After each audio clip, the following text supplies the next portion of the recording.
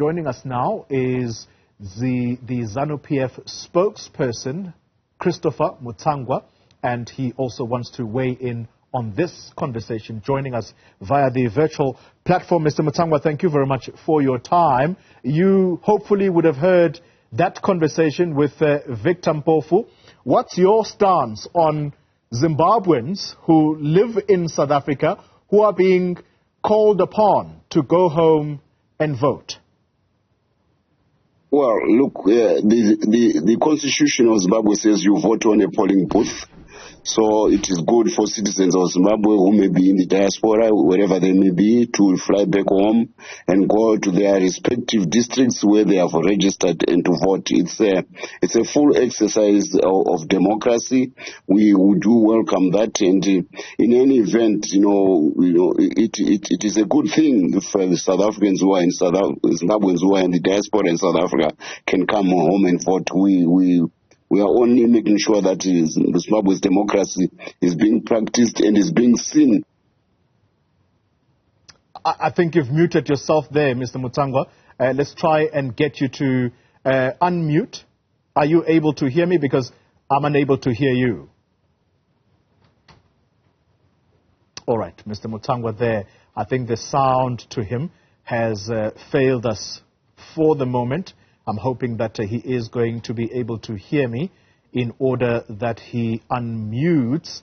You'll see we are trying feverishly in the background to try and reconnect him. This is a very important conversation, and in particular, given that it is the governing party in Zimbabwe, it's been quite some doing trying to get a hold of them. So this is the one opportunity we cannot miss. Mr. Mutsvangwa, are you there? Can you hear me?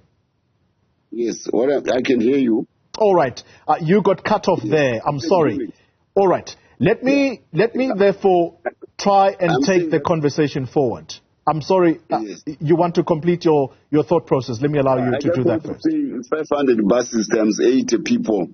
It's a drop in the ocean compared to the 6 million voters who are on the Zimbabwean register right now. Yeah. So, somebody who is lost politically like Kasukwere is, exercises in those things, and with the support of the EFF, these are fringe elements who probably are sponsored by foreign elements who are grandstanding to try to get attention to themselves.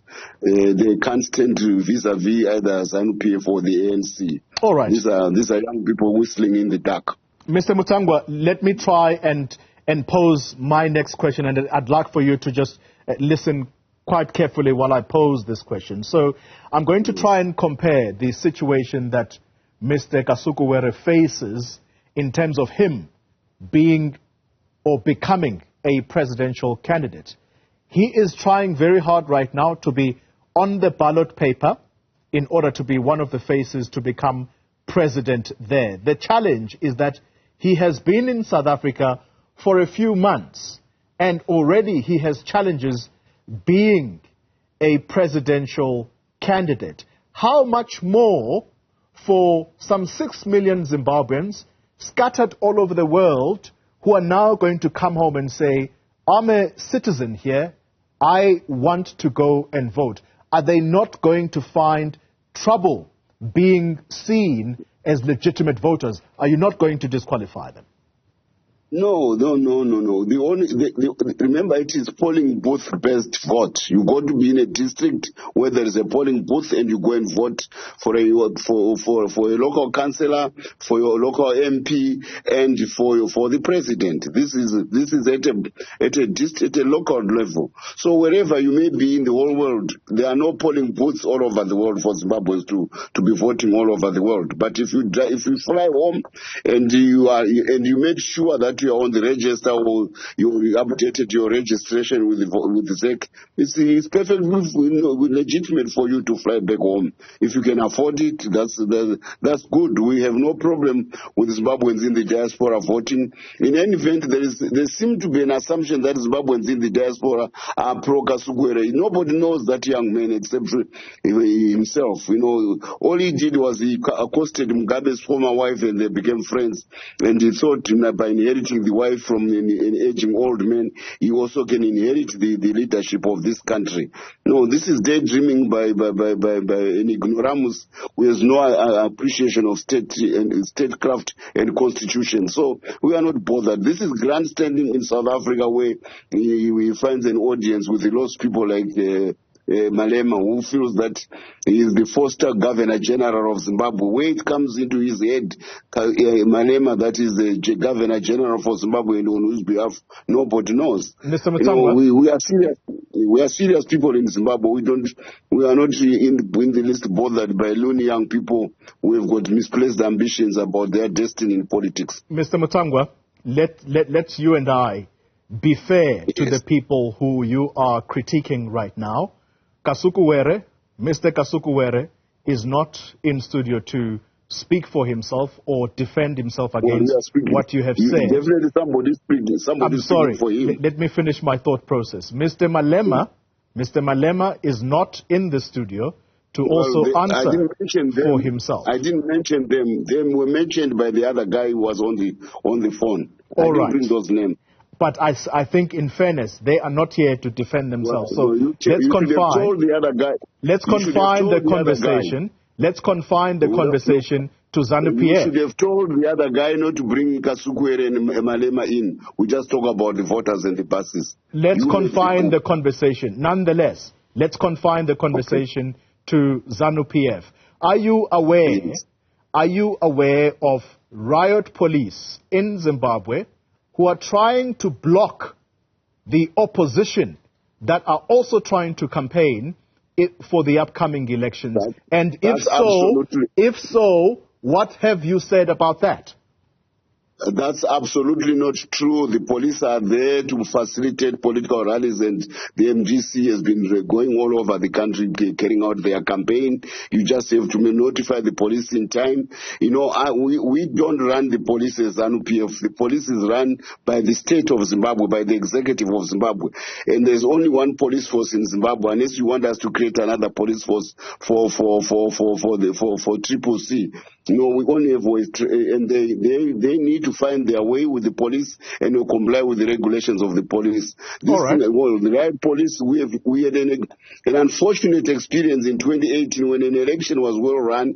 Then on the more of a well run election, there was violence in the street. This time the police is well prepared so that we don't have recourse to the army, because we make sure that the police has got the means which they didn't have in 2018. So, you know, law and order is an issue of the police, and as to what goes on between the police and the Triple C, the Triple C can always go, because that is the only state police we have. We don't have another one. All right. So if the Triple C must find their way with the police, as you say, let me finish my thought process. Is it the same advice that you are going to give them when it comes to the beaming of political campaigns on the Zimbabwe Broadcasting Corporation, ZBC, who have been accused of only flighting Zanu-PF campaigns? Why is that? Look, if the Triple C has got the money and the times are allocated, there's a cost. I am the minister, I'm the Secretary of Information, and my wife is the Minister of Information at ZTV. We are fair to all the political parties. There are a number of political parties which are appearing already on television. And for the others, it's about buying commercial time. We are a private citizen, you are campaigning or a private entity, you are campaigning, you buy your political time on commercial television. It can be free. You know, it's not free because it has to be paid for. So if Triple C have got their money, they can go and buy like Zanu-PF does, like the other parties are doing. They shouldn't expect free broadcasting time from ZTV. Somebody has to pay those producers. All right. So Zanu-PF presumably pays for the number of times that they appear on ZBC to flight their campaigns. Yes, and there are 6 other television channels which have been licensed. Triple C can go to the other channels if they feel that they are not being treated fairly or they can't afford the ZTV. Maybe they will get a cheaper price somewhere. It's about their empty pockets. That is their problem. They don't have the money. Their sponsors have run away from them. OSISA, the Open Society Institute of Southern Africa, has cut their budget by half.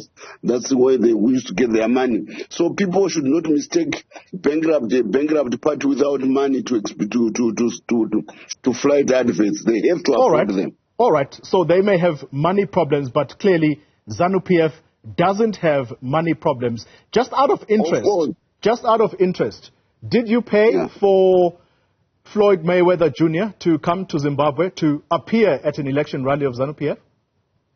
No, he got paid by the businessman who invited him. And if that businessman has got the discretion to buy time for his guest, a world-class business person from our cherished diaspora in America, that's the discretion, that's the volition of Scott as a businessman. You know, Triple C is also free to find his own businessmen who can invite, sports luminaries who may be in their favor. We can't stop them if they can find somebody who do it on their behalf, but they can't be jealous of somebody else who has decided to use his business proceeds to promote his own campaign and his own political party. All right. Where does Zanu-PF get its money to conduct this political campaign or political election campaign? Zanu-PF has been 60 years in power. I mean, 60 years as an entity, as a party.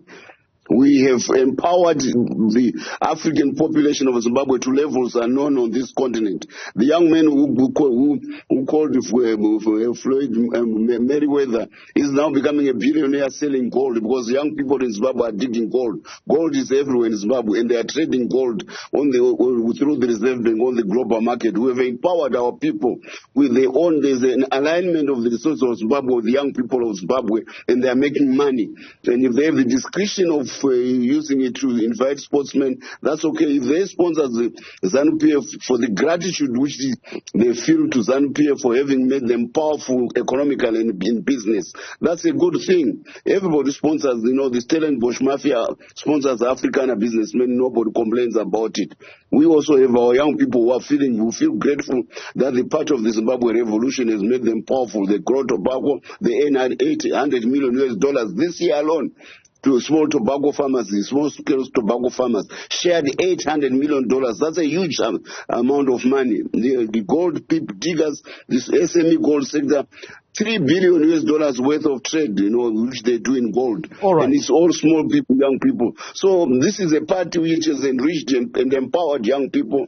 And if they feel grateful to the party, that's a symbiotic relationship. The Democratic Party in America does the same thing. The Republicans do the same thing. Mr. Mutsvangwa, why would Zimbabwe be any different? Very briefly, if you can, my final question to you, and it's going to be quite short. You've just made a very interesting statement that Zanu-PF has been in power for over 60 years in Zimbabwe. Not 60 years, 40-something years. Okay. Well, I was taking from your point, but from that statement, should we read, therefore, that you are in part financing your political campaign using state resources? Look, Zanu-PF is a private citizen of Zimbabwe like any other. And if we do engage in businesses, it's right and proper. And if our supporters feel grateful to the part which has empowered them more than any other, like in your country, your black people still don't have land. They still cannot trade in minerals like we do because we carried out a resource restitution to our people, and we are creating a genuine African middle class aligned to the resources of Zimbabwe. This is a revolution which Africa has never seen, and our economy is pumping. It's going to become the fastest growing economy on the African continent because of the alignment of the resources to the people. Don't get surprised if it's a rich party. Mr. Don't Mutsvangwa, get surprised because, yes. I did ask you to be short, but I also cannot let you go scot-free making such statements as if Zimbabwe is so rich with its business people who may or may not be aligned to the governing party of the day. Hold on, let me finish my thought. If that was the case, why would you have over 6 million Zimbabweans scattered all over the world if your country was so rich? There are six. There may be. I don't know about the figure of 6 million. What I know is the white diaspora. You said 6 million Zimbabweans. all over the world. I never, don't ascribe figures which I never mentioned. You are the one who is mentioning that. Please don't try to put figures in my mouth. I don't know about that figure. But what I do know is that if a population is educated and is dollar convertible on the global market, it can go into any country. Mr. Mutsvangwa, I'm not going to faff around these issues. Let me be straight with you now. I'm not going to faff around this. I'm not going to skirt around this issue anymore. Do you take responsibility for running Zimbabwe down the drain? We take responsibility for Zimbabwe to become the fastest growing economy on the African continent, with billionaires investing in our lithium, with new steel plants being How is it the fastest growing country in the world with inflation? You can't read figures yourself. That's your problem. Come to Zimbabwe and see what's happening on the ground. I don't speak from an audio, a person who's based in the studio who speaks like a propagandist. I've been responsible for the investment which I'm talking about. So I know what's happening. We are building the largest steel plant in Africa. We are building lithium plants. We are exporting lithium concentrates. We are revamping our railways. We are growing this economy. The World Bank has said so. The IMF is saying so. Only you and some boneheads who try to paint Zimbabwe in a certain manner are trying to make us look like we are basket case. We are not. Okay. All right. And definitely we are not. And we are not a province of South Africa. Thank you very much. Not a province of South Africa. Thank you very much for your time. Thank you very much for your time. Thank you very much for your time. Christopher Mutsvangwa, speaking for the governing party in Zimbabwe, Zanu-PF.